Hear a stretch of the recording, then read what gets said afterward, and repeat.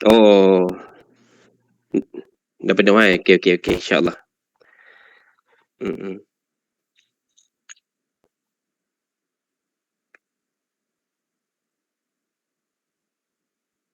Ya ya, dah dapat.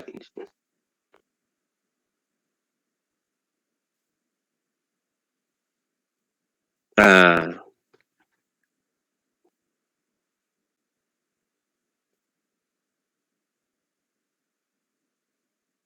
baik.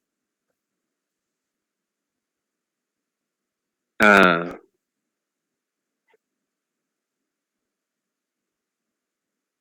ya. Hmm, heeh,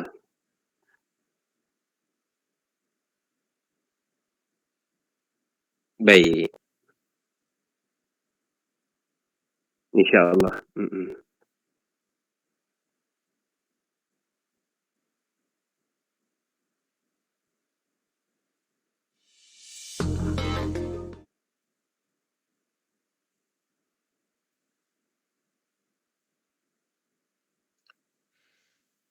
Kami baru nak start, minggu lepas ada bengkel untuk modul apa ni, modul Ilash wa Shifa untuk yang golongan sosial ni. Mungkin lepas raya lah kot baru nak buat balik mukhayyam, kemudian seminar-seminar isu sosial. Kita fokus isu sosial, Ustaz. Heeh.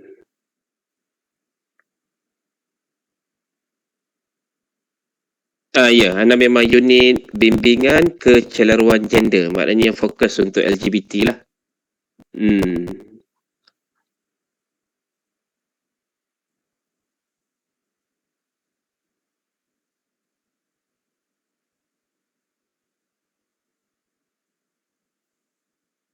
Assalamualaikum Ustaz.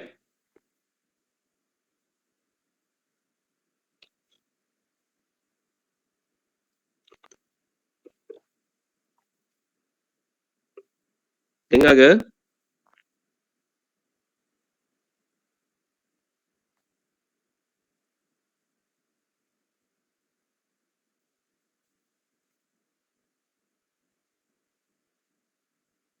Okey, dengar dengar.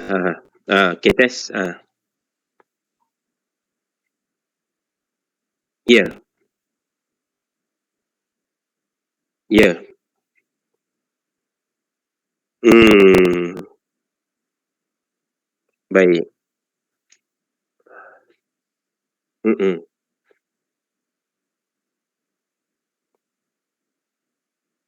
Ya, insya-Allah. Boleh boleh insya-Allah. Ya.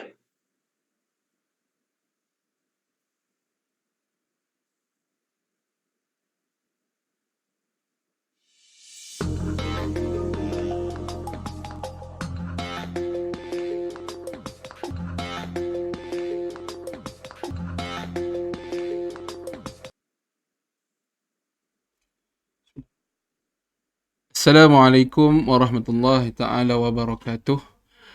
Kepada para penonton yang dirahmati Allah sekalian, bertemu lagi kita dalam program Bicara Fatwa buat masa ini kali keempat bagi tahun 2021, dan alhamdulillah bersyukur kita kepada Allah Subhanahu wa taala kerana dengan limpah rahmat dan rahimnya dapat kita turut bersama-sama pada pagi ini dalam program Bicara Fatwa, yang mana pada pagi ini kita akan membentang satu tajuk yang tidak asing lagi dalam kalangan kita, dan merupakan satu program yang mana kita dalam masa yang sama kita nak memberi penerangan kepada para penonton sekalian bagaimana situasinya program ataupun situasi perkara ini berlaku dalam kalangan kita.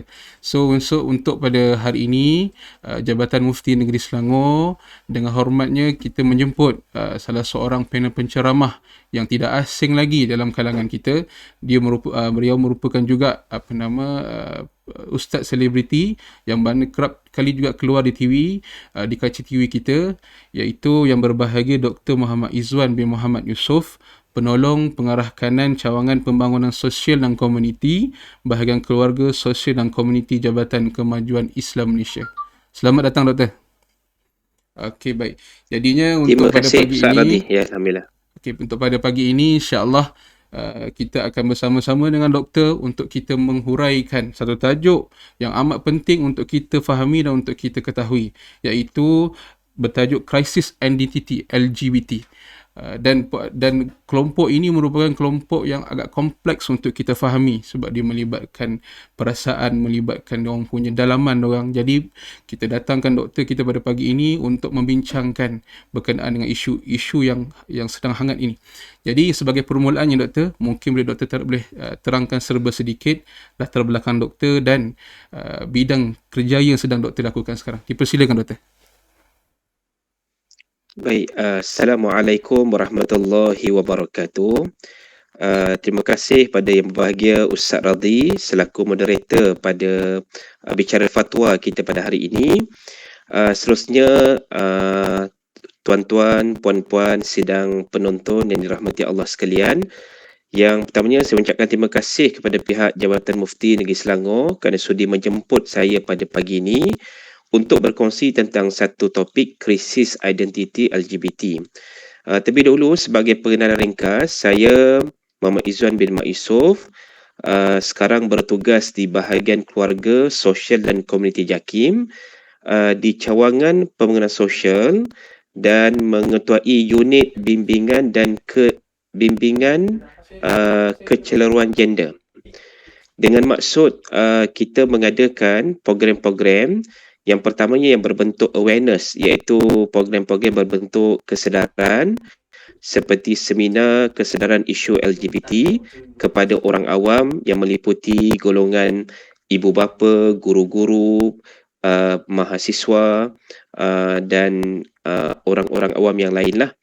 Kemudian yang kedua, kita juga mengadakan program-program dakwah dan bimbingan yang biasa didengari dengan nama program Mukhayyam bersama komuniti yang disayangi ataupun komuniti LGBT dengan tujuan kita memberikan mereka panduan, bimbingan dan kesedaran supaya menjalani kehidupan yang selari dengan tuntutan syarak. Jadi saya kira di awalnya begitulah Ustaz Radhi ya. Itu sedikit pengenalan awal. Wallahu a'lam.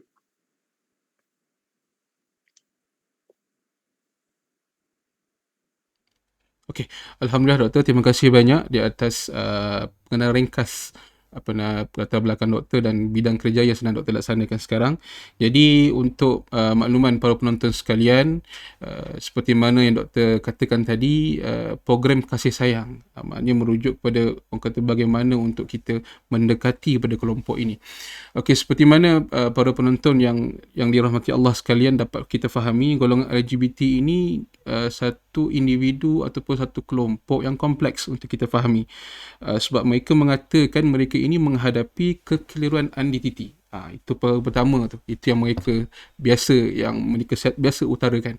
Dan mereka menganggap diri mereka ini terperangkap dalam fizikal jantina yang berlawanan dengan minda dan perasaan mereka. Jadi untuk pertamanya doktor, adakah benar dakwaan ini? Persilakan doktor. Baik, terima kasih kepada Ustaz Radhi, sidang penonton dirahmati Allah sekalian.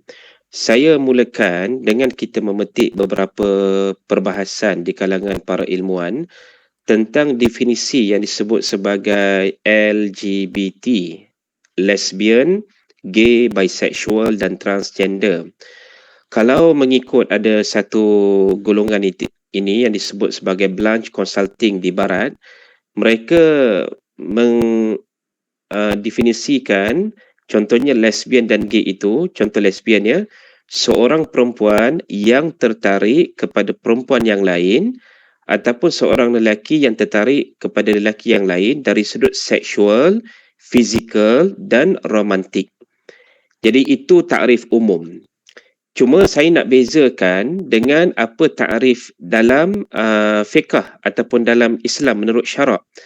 Kerana kalau kita lihat misalnya Imam Al-Qal'adi dalam kitabnya disebut liwat itu merujuk kepada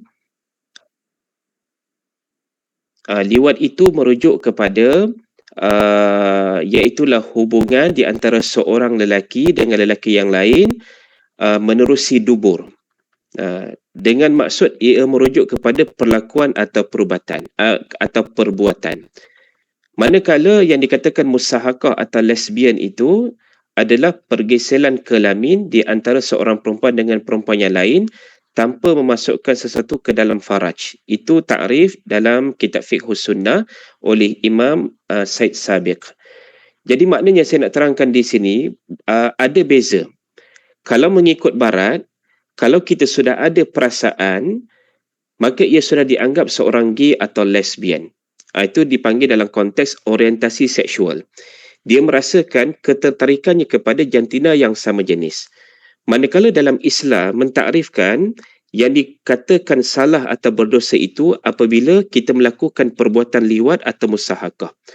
Maknanya, dalam Islam, kalau kita baru di peringkat awal, baru ada perasaan ataupun naluri yang kita rasa berbeza dengan orang yang biasa ataupun normal heteroseksual, kita lebih kepada homoseksual, ketertarikan sesama jenis, maka mudah-mudahan Allah mengampunkan naluri itu. Selagi mana dia tidak dilakukan dengan perbuatan. Ini yang kita panggil juga sebagai SSA, Same Sex Attraction. Itu yang lesbian dan gay. Baik. Kita pergi kepada bisexual. Bisexual ni pula Ustaz Radhi dan sedang penonton, dia adalah ketertarikan kepada kedua-dua jantina. Kalau dia seorang lelaki, dia tertarik kepada perempuan secara fitrahnya, pada waktu yang sama, dia ada juga ketertarikan kepada yang sama jenis, yakni lelaki. Begitulah seorang perempuan, dia tertarik kepada lelaki, tapi waktu yang sama, ada juga ketertarikan kepada perempuan yang sama jenis. Maknanya, bisexual ini juga adalah satu golongan yang perlu dipandu. Kerana kita nak pastikan supaya naluri kepada yang berlainan jantina itu lebih dominan berbanding yang kepada sesama jantina.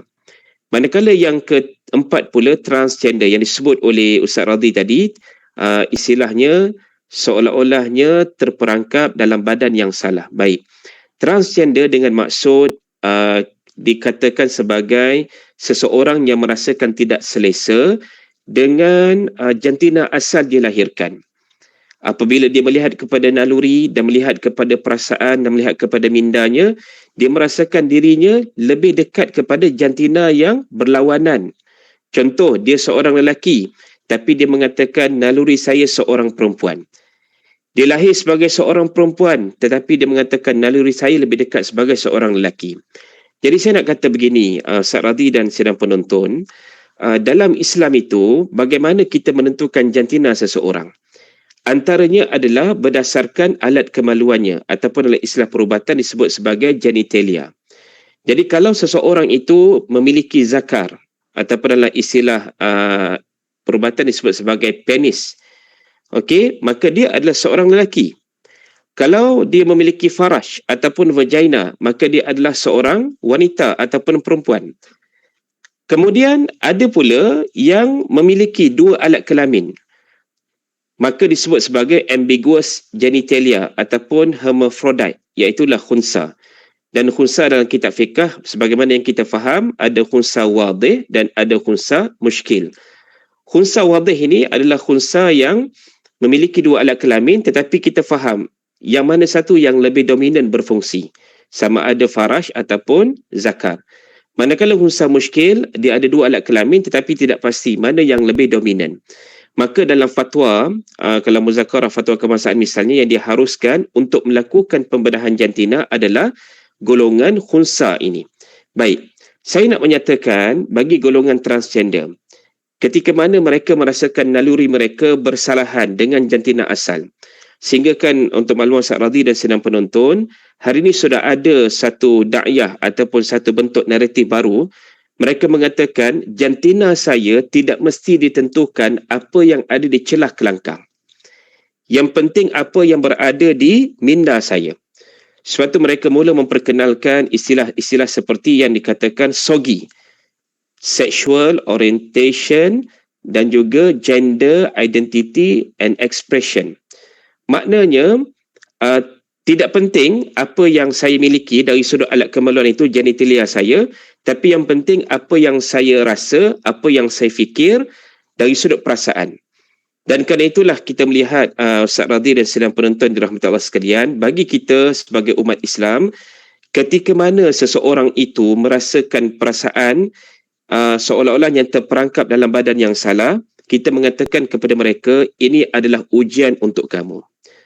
Maka seharusnya kamu kena mujahadah untuk mengawal naluri dan perasaan itu agar kembali kepada fitrah, walaupun tidak mudah tetapi perlu mujahadah dan mungkin mengambil sedikit masa.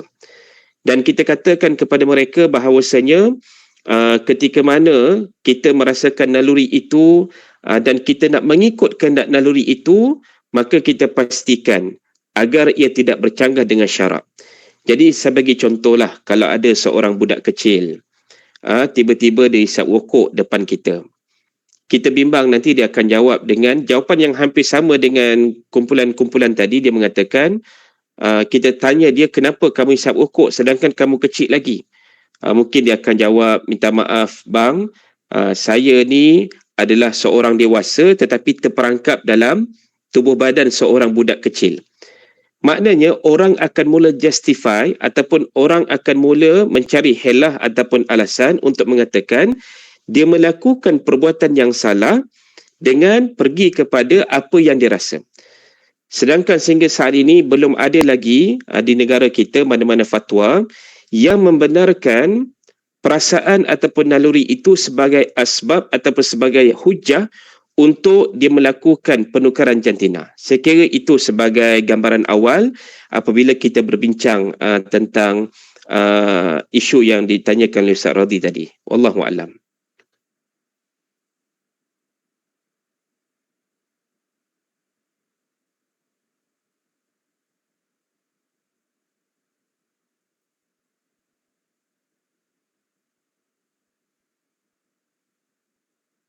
Dapat kita fahami di sini kelompok ataupun golongan ini yang mesti kita pandu. Mesti kita pandu supaya mereka kembali kepada fitrah mereka. Sebab kalau kita, apa yang doktor bincangkan tadi, yang doktor terangkan tadi, sampaikan mereka mengatakan bukan hanya penentu jantina ini bukan berada di celah kelangkang tu, tetapi minda itu yang mereka merasakan betul pada pandangan mereka. Okey doktor. Bila kita katakan golongan transgender ini, kita sedia maklum hukum dan fatwa yang berkaitan memang mengatakan isu ni cukup jelas. Sesiapa yang bila mana bertukar ataupun bila mana ke arah kecenderungan kepada perkara yang tidak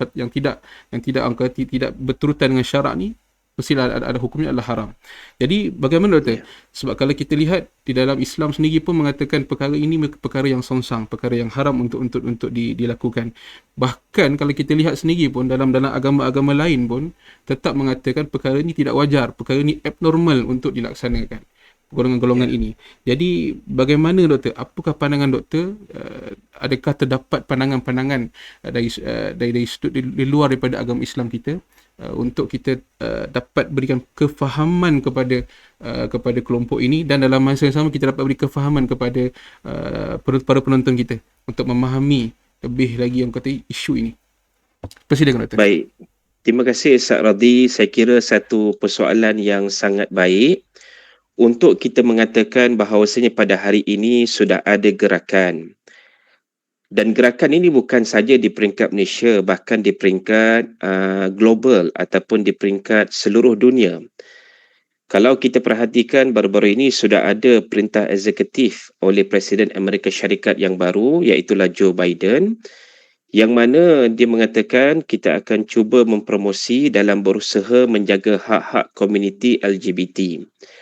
Jadi saya kira Ustaz Radhi, kalau kita lihat di peringkat antarabangsa, sehingga hari ini memang sudah ada hampir lebih 30 buah negara yang menghalalkan same-sex marriage ataupun perkahwinan sesama jenis. Antaranya kalau kita boleh sebut, antaranya Holland, negara Belanda, dan juga negara-negara seperti United Kingdom termasuk US, Amerika Syarikat. Dan di peringkat Asia sudah ada negara pertama yang menghalalkan perkahwinan sesama jenis itu, antaranya negara Taiwan. Cuma apa yang kita kena faham, di sana masih ada negara-negara kuasa besar dunia yang tidak mengiktiraf perkara ini kerana menganggap ia bersalahan dengan fitrah manusia. Antaranya negara China dan juga negara Rusia. Ini antara 6 negara kuasa besar dunia yang sehingga hari ini tidak mengiktiraf perlakuan ataupun hubungan seks sesama jenis. Baik. Persoalannya, Ustaz Radhi, kalau kita melihat kepada agama-agama lain, baru-baru ini kami di peringkat JAKIM, kita bersama dengan Yayasan Dakwah Islamiah Malaysia, YADIM, bersama juga dengan sebuah NGO iaitu Maksa di bawah Tuan Luqman Sharif dan juga Profesor Madya Dr. Rafidah Hanim Mukhtar, yang mana kita menghimpunkan pakar-pakar ataupun wakil-wakil agama.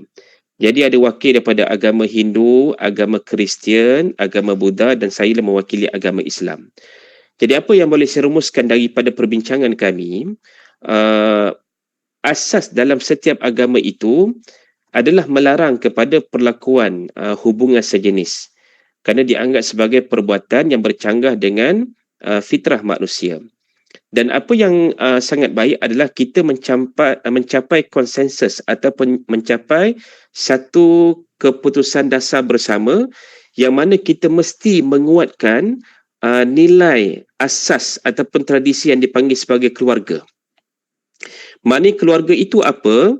Dia seorang ayah daripada lelaki dan berkahwin dengan seorang perempuan dan akan menjadi ibu, lahirnya zuriat ataupun anak. Hari ini kalau kita lihat di barat misalnya sudah ada satu istilah disebut sebagai new modern family. Yang mana kalau Ustaz Radhi tengok dalam beberapa buku-buku di kindergarten, di peringkat tadika mereka, peringkat awal kanak-kanak, sudah ada buku-buku yang cuba indoktrin pemikiran tidak salah untuk ada mak ayah daripada jantina yang sama. Sebab itu timbulnya buku-buku misalnya tajuknya Daddy, Papa and Me, Mami, Mama and Me. Dengan kata lain, anak-anak ini yang menjaga mereka adalah pasangan gay atau pasangan lesbian.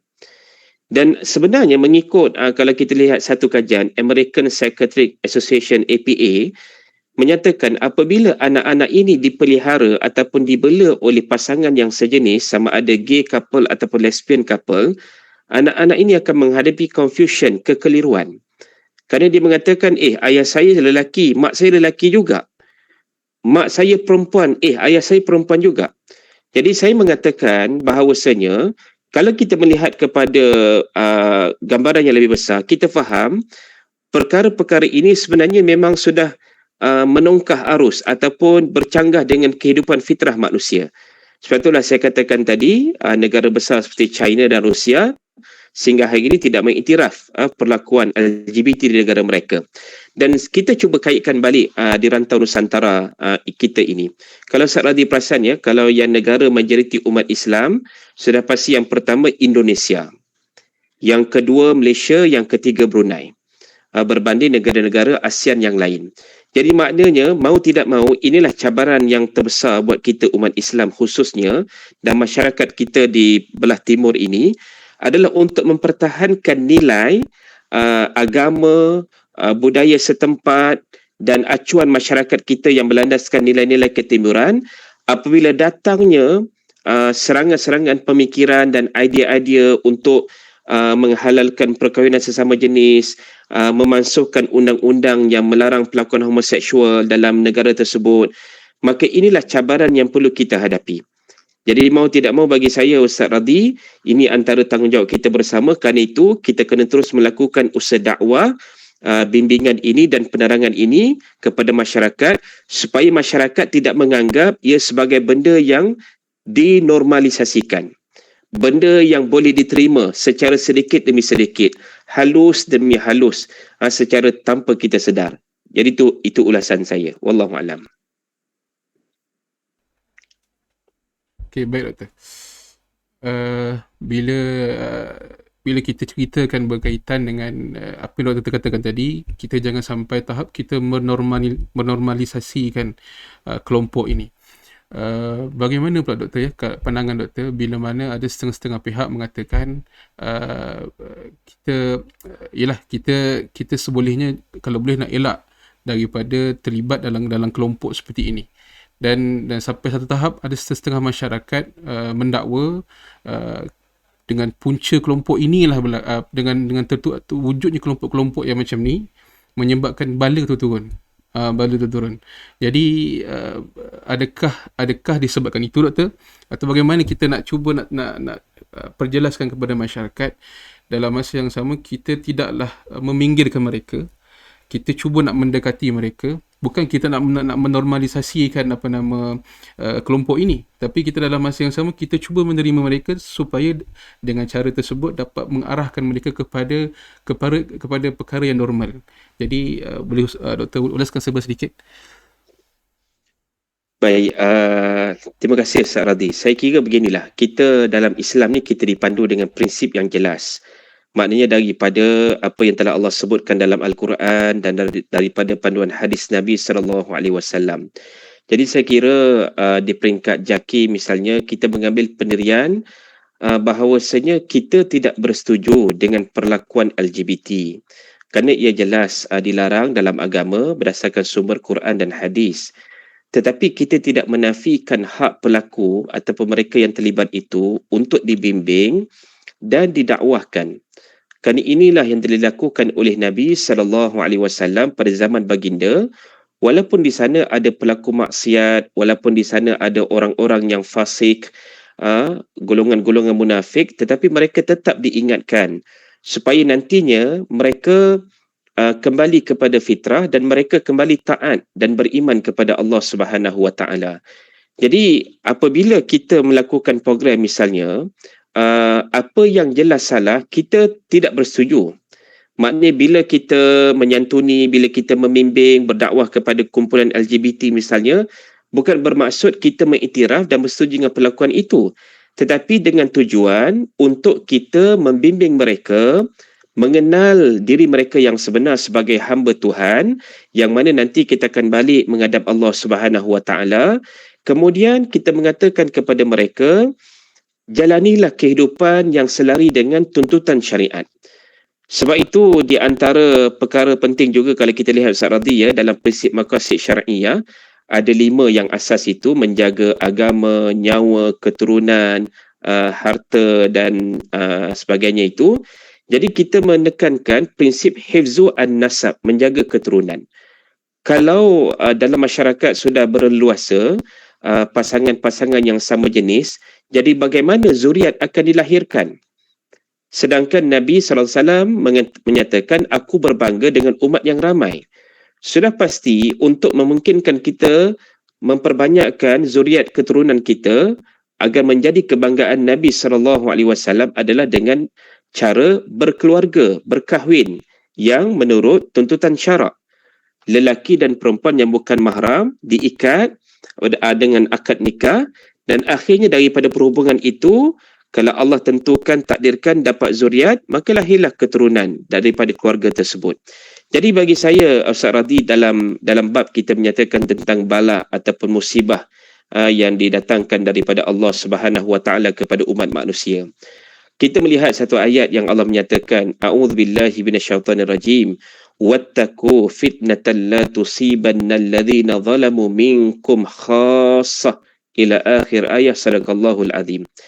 Dan hendaklah kamu takut apabila satu perkara musibah ujian yang melanda itu, apabila dia datang menimpa bukan sekadar di kalangan orang-orang yang melakukan kezaliman, orang-orang yang melakukan kemungkaran sahaja, tetapi meliputi semua daripada kamu, termasuk orang-orang yang dianggap baik, yang melakukan amal soleh, tetapi tidak berbuat apa-apa bila berhadapan dengan kemungkaran yang berlaku di hadapan mata. Jadi kita kena jelas perkara ini perkara yang mungkar, tapi bagaimana kaedah kita menyampaikan dakwah itu. Sebab itu Nabi SAW menyatakan, marra'a minkum munkaran falyughayyirhu biyadihi, fa illam yastati' fa bilisani, fa illam yastati' fa biqalbihi, wa dhalika ad'aful iman. Sadaqah Rasul. Barang siapa yang melihat kemungkaran di antara kamu, maka cegahlah, ubahlah ia dengan tangan yang biasa ditakrifkan ulama sebagai kuasa. Kalau tidak mampu, dengan lisan, nasihat. Kalau tidak mampu, bencilah dalam hati. Dan itulah selemah-lemah iman. Sebab itu saya menyatakan, Ustaz Radhi, persoalan pendidikan dan pencegahan awal, kemudian persoalan dakwah dan bimbingan kepada mereka yang sudah terlibat, pendidikan dan pencegahan awal itu kepada yang belum terjebak, dakwah dan bimbingan kepada yang sudah terlibat, dan penguatkuasaan kepada mereka yang secara terang-terangan melanggar ataupun mencabar undang-undang yang sedia ada. Sebab kita kena faham, bila seseorang daripada kita mempromosi gaya hidup songsang kepada masyarakat, dia kena ingat ada pengaruh kepada masyarakat. Dan untuk memenuhi perkara ini, mesti diambil tindakan. Sebab itu saya katakan apabila penguatkuasaan dilakukan, kerana sudah ada unsur-unsur mempromosi gaya hidup songsang dan bahkan dilihat mencabar pula undang-undang sedia ada, maka tindakan tegas perlu diambil untuk menjaga kemaslahatan majoriti umat yang ada pada ketika ini. Wallahu a'lam, Ustaz.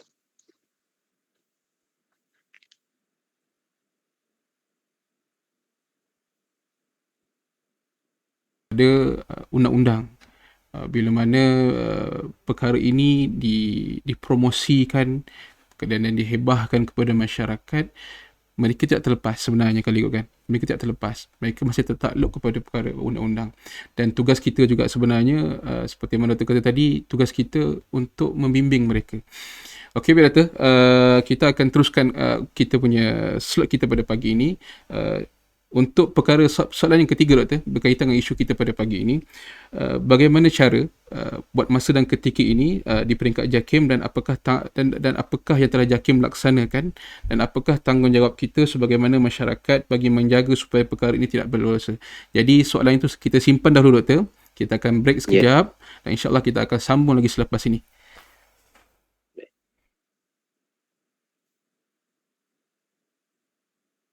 Okey, alhamdulillah.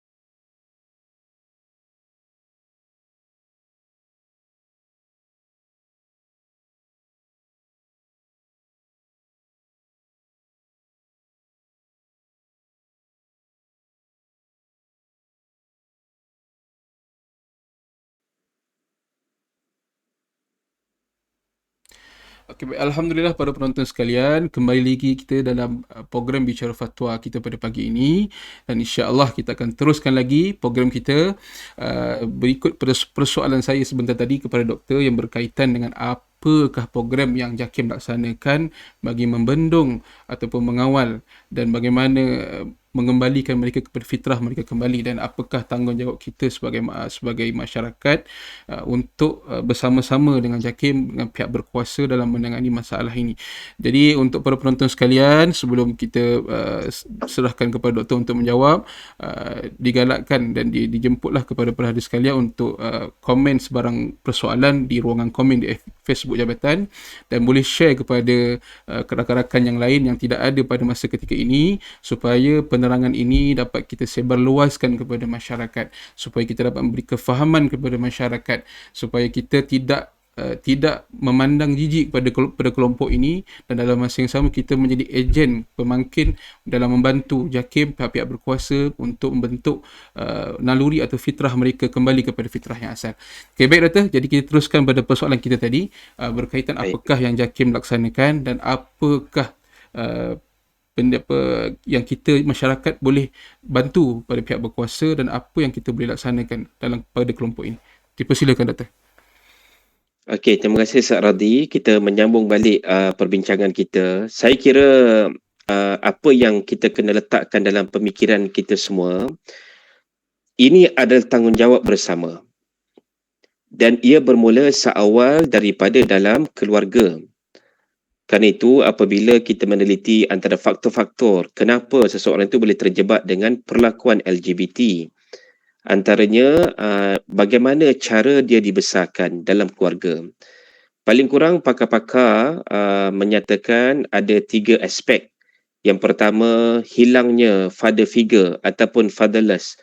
Maknanya watak ayah tidak dominan dalam keluarga. Boleh jadi kerana ayah selalu tidak bersama dengan anak-anak ataupun selalu outstation kerana tugasan mencari nafkah. Jadi akhirnya anak-anak ni hilang role model seorang ayah lelaki di dalam keluarga, dan mereka hanya tertumpu kepada ibu. Itu yang dibahaskan oleh pakar. Yang kedua, kerana lack of love, kurang kasih sayang. Sebab itu bagi saya, Ustaz Radhi dan sedang penonton, apabila kita sudah membina keluarga, mau tidak mau kita kena ada quality time, waktu yang berkualiti bersama ahli keluarga kita. Sesibuk mana kita sekalipun pada hari ini kerana urusan dalam kehidupan, jangan kita abaikan masa kita bersama dengan anak-anak, terutama yang sedang membesar. Kerana mereka memerlukan kasih sayang, perhatian. Sangat cantik pepatah Arab mengatakan, sudah cukup dinamakan seorang itu anak yatim dan piatu apabila ibu dan ayah tidak lagi memberikan perhatian kepada mereka.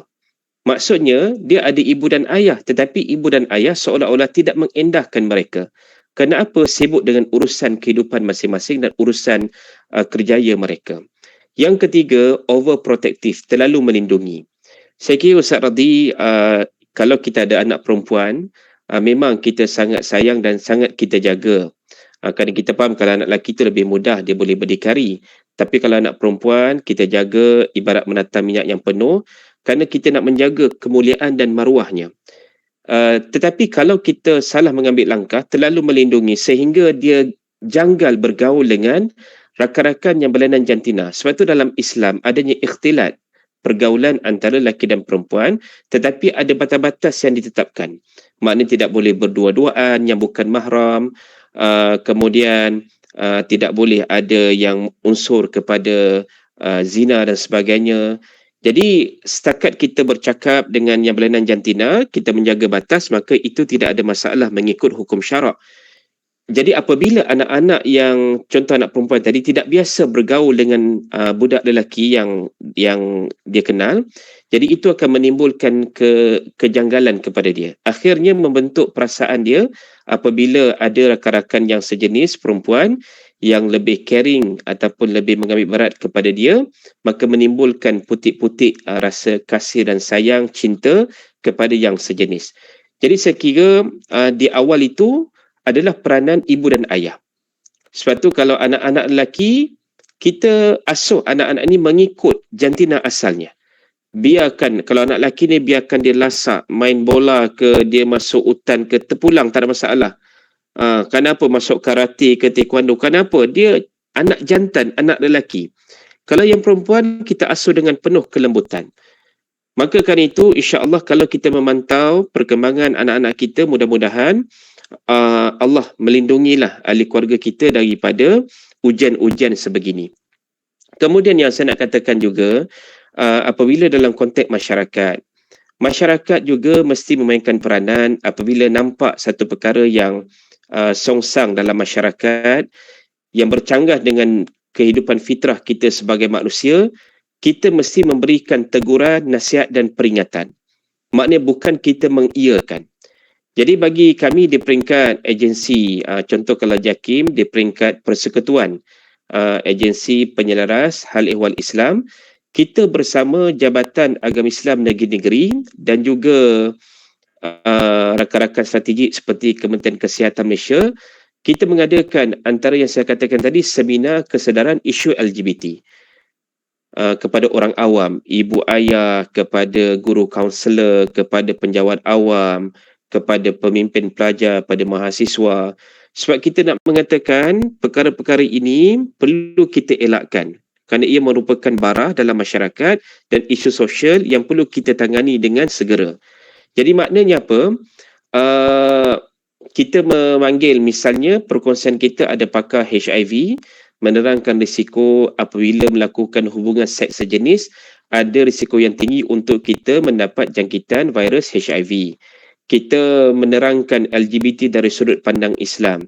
Dan kita juga hari ini Ustaz Radhi dan sidang penonton sudah memanggil komuniti hijrah yang asalnya mereka dulu LGBT yang telah berhijrah kembali kepada fitrah untuk berkongsi pengalaman mereka, sharing session supaya memberikan panduan kepada masyarakat. Itu antara yang kita buat. Yang kedua, kita juga ada bahan penerbitan. Kalau tuan-tuan buka web JAKIM, pergi ke bahagian E penerbitan, kita ada risalah memahami LGBT menurut perspektif seorang Muslim, kita ada manual Islam dan maknya, dan kita ada buku hadis sahih tentang perlakuan LGBT. Kalau video pendek kita usahakan di YouTube, tuan-tuan type saja LGBT apa yang anda perlu tahu, akan keluar 2 video pendek, bahagian pertama dan bahagian kedua. Yang pertama itu definisi LGBT dan yang kedua bagaimana Islam menangani isu LGBT. Dan kita juga ada mengeluarkan e-book panduan untuk mereka yang mengalami naluri homoseksual yang minat kepada sesama jenis, bagaimana mereka perlu untuk bermujahadah, mengawal nafsu mereka, ketertarikan mereka agar dipandu kembali kepada fitrah. Jadi di sinilah yang telah kita usahakan di peringkat JAKIM, Ustaz Radhi dan sidang penonton. Dan saya kira tuan-tuan perempuan semua, macam saya kata di awal tadi, ini tanggungjawab bersama dan kita mesti berkolaborasi untuk memastikan isu-isu yang seperti ini dapat kita tangani dengan baik dan akhirnya kita membina masyarakat dan ummah yang sejahtera, yang mendapat redha Allah, yang selari dengan tuntutan syariat. Wallahu a'lam.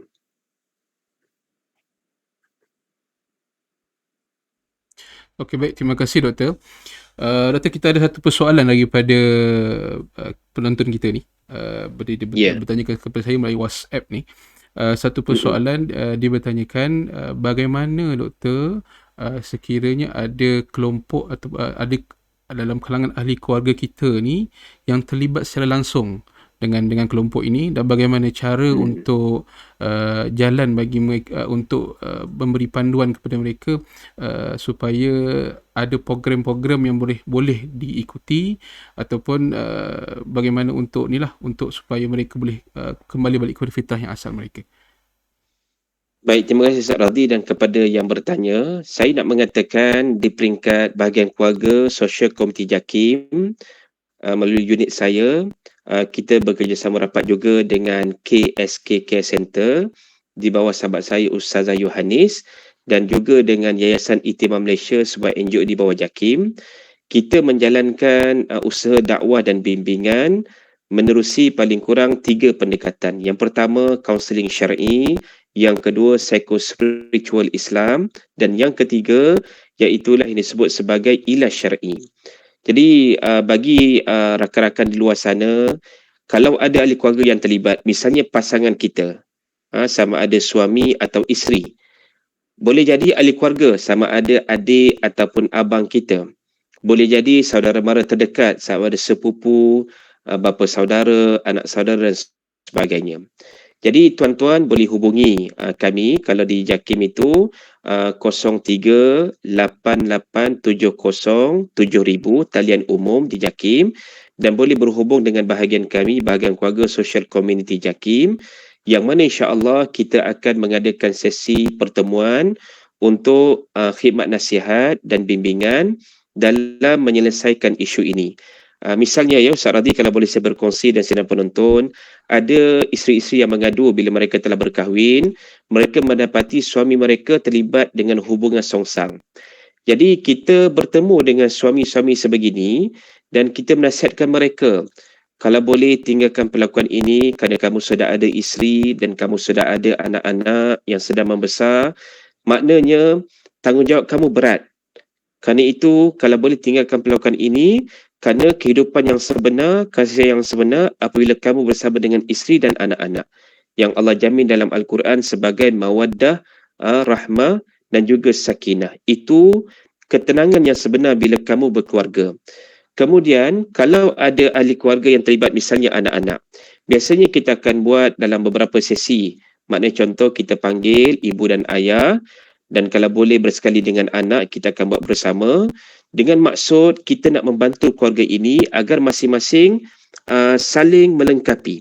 Jadi kalau ibu dan ayah ada anak-anak yang diuji dengan perlakuan LGBT, jangan cepat menghukum mereka. Doa, nasihat, ingatkan mereka, solat hajat kepada Allah agar Allah membuka pintu hati si anak tadi misalnya atau pasangan kita yang terlibat, agar mereka berubah dan kembali kepada fitrah dan meninggalkan perlakuan yang dilarang oleh agama itu. Sebab tu saya yakin doa ibu dan ayah ni mustajab. Mungkin dia ambil masa bertahun kerana anak yang terlibat itu sudah lama terlibat dengan perlakuan LGBT, tapi yakinlah Allah Maha mendengar, sebagaimana Allah nyatakan dalam Al-Quran surah Al-Baqarah ayat 186, wa idza sa'alaka ibadi anni fa inni qarib ujibu da'watad da'i idza da'an falyastajibu li wal yu'minu bi la'allahum yarshudun. Sadaqallahul azim. Mudah kesimpulannya berdasarkan ayat tadi, Allah menyatakan kepada Nabi SAW, kalau ada hamba-Ku yang bertanya tentang-Ku, jawab kepada mereka, ya Muhammad, aku hampir dengan mereka. Dan aku menjawab permohonan orang-orang yang berdoa kepada aku. Dengan syarat, hendaklah kalian semua beriman kepada-Ku dan nanti kamu akan beroleh petunjuk. Maknanya, Ustaz Radhi dan sidang penonton dirahmati Allah sekalian, ad-doa sebagai mukhul ibadah, ad-doa sebagai silahul mu'min, jangan kita pandang remeh. Kerana kita faham hidayah itu milik Allah. Apabila anak-anak ini sudah dewasa misalnya, mereka sudah ada kehidupan yang tersendiri, mereka ada pemikiran sendiri, maka saat itu ibu dan ayah pun tidak dapat memaksa mereka untuk kembali kepada fitrah, melainkan dengan asbab hidayah Allah. Jadi teruskan berdoa, teruskan bimbingan, teruskan nasihat. Kita tak tahu, satu hari nanti mungkin Allah akan membuka pintu hati mereka, dan kita tak tahu mana satu nasihat yang kita sampaikan itu membekas di hati mereka dan akhirnya menjadi turning point untuk mereka berubah kembali mencari redha Allah Subhanahu wa taala. Wallahu a'lam. Terima kasih doktor di atas penerangan tadi berkaitan dengan bagaimana cara kita sebagai orang awam untuk kita rujuk kepada pihak berkuasa bagi menyalurkan sebarang isu berkaitan dengan kelompok ini. Okey doktor, jadi kita semakin di penghujung program kita pada pagi ini. Sebagai penutup doktor, sebagai kesimpulannya pada perbincangan kita pada pagi ini, yang boleh dapat doktor simpulkan supaya ia dapat memberikan satu penerangan, pendedahan kepada umum supaya dapat mengaplikasikan dalam kalangan masyarakat. Dipersilakan doktor.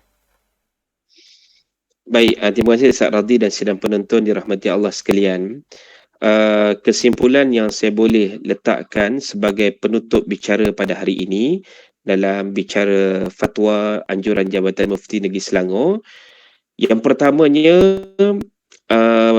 kita kena melaksanakan tanggungjawab dakwah dan bimbingan ini secara berterusan dan istiqamah.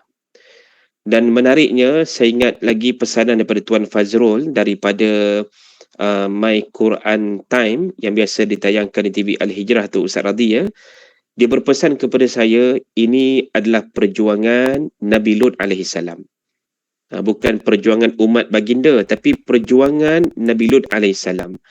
Kalau kita melihat beberapa ayat yang dikisahkan oleh Allah dalam Al-Quran, betapa Nabi Lut ini ketika berasa lemah, berasa tidak berdaya kerana kuatnya gertakan, ancaman dan ugutan daripada kaumnya yang menyuruh untuk dia menyerahkan tetamu yang telah menyerupai pemuda-pemuda yang tampan di kalangan para malaikat itu. Dia menyatakan, kalaulah aku ada di kalangan ahli keluarga, di kalangan kaumku ini, pasti akan berpaut kepada mereka. Soalnya Nabi Lut ini dianggap sebagai Nabi yang datang daripada luar kaumnya, bukan daripada kaumnya sendiri, dan diutuskan oleh Allah untuk membetulkan perlakuan keji yang dilakukan oleh kaumnya. Sebab Allah menyatakan dalam Al-Quran, surah Al-A'raf, yang dinyatakan, Ata'tunal fahishah ma sabaqakum biha min ahadin minal alamin. Apakah kalian sanggup melakukan perbuatan yang keji yang tidak pernah dilakukan oleh mana-mana manusia sebelum kamu? La ta'tunal rijal syahwatan min dun nisa. Kamu mendatangi lelaki yang sama jenis dan meninggalkan perempuan di kalangan kamu.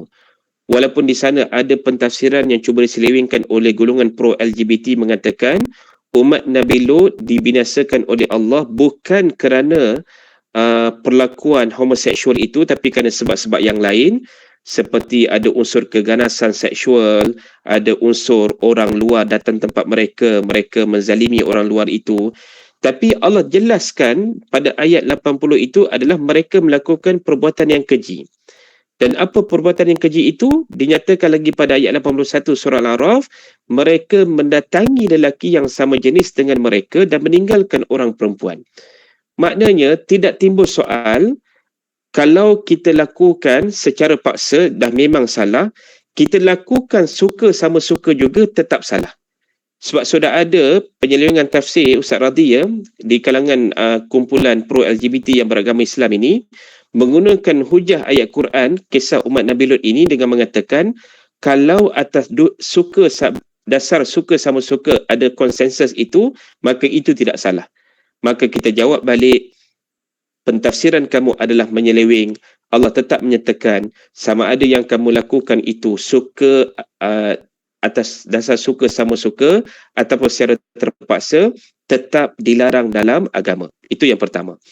Yang kedua, saya katakan Ustaz Radhi dan sedang penonton dirahmati Allah sekalian, kita sedaya upaya menjaga diri kita dan ahli keluarga kita.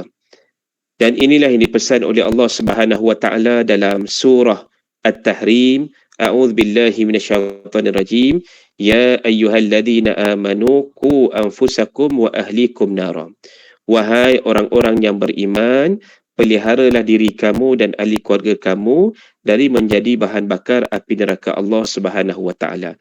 Maknanya sedaya upaya Ustaz Radhi dan sedang penonton, kita mengawal diri kita dengan mentaati perintah Allah, meninggalkan larangan Allah.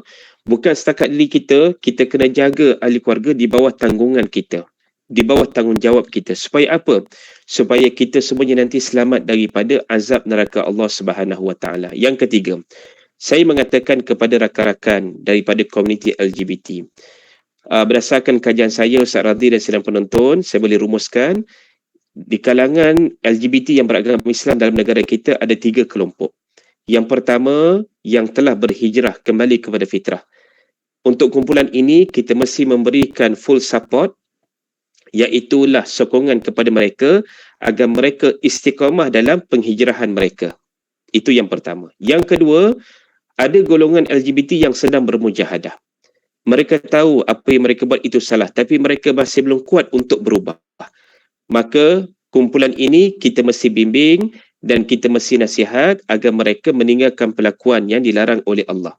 Dan yang ketiga, golongan yang tegar yang mengatakan perlakuan mereka tidak salah, maka dalam hal inilah yang kita katakan kepada mereka supaya kamu ada pandangan kamu dan kami ada pandangan kami, dan kami berpandukan kepada prinsip agama, acuan budaya setempat kita sebagai orang Timur, dan bagaimana kita sebagai masyarakat Malaysia yang menolak pelakon-pelakon songsang yang bercanggah dengan fitrah kehidupan manusia. Wallahu a'lam, Ustaz.